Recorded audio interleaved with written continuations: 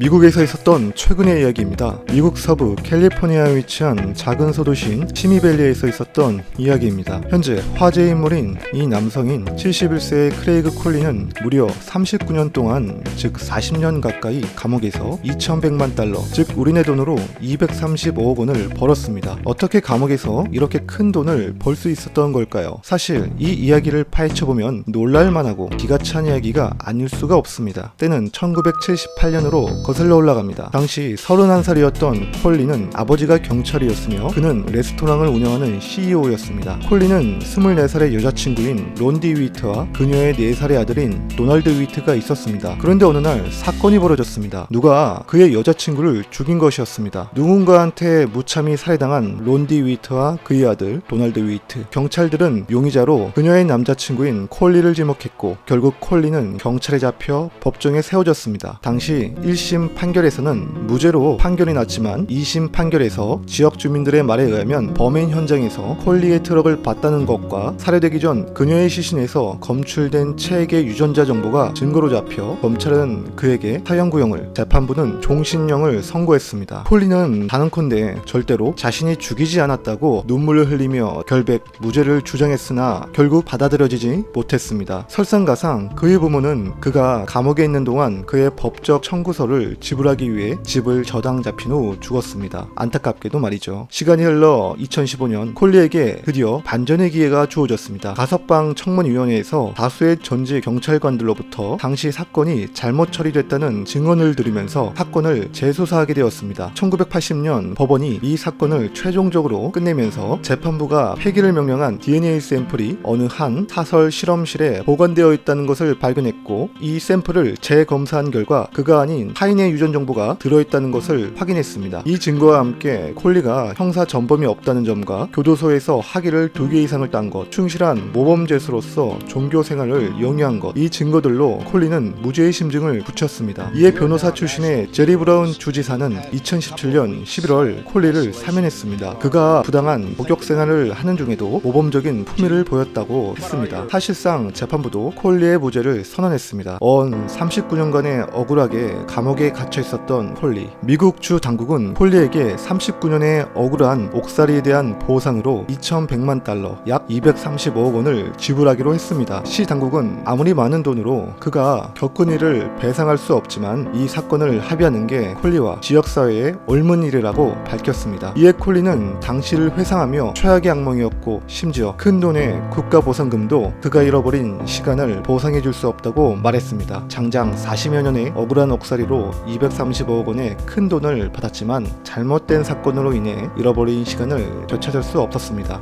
하지만 콜린은 담담하게 그래도 저는 70세이지만 이제 시작입니다 하면서 인터뷰를 끝마쳤습니다. 그래도 그가 죽기 전에 억울함을 풀어서 다행이고요. 오래오래 살았으면 좋겠습니다.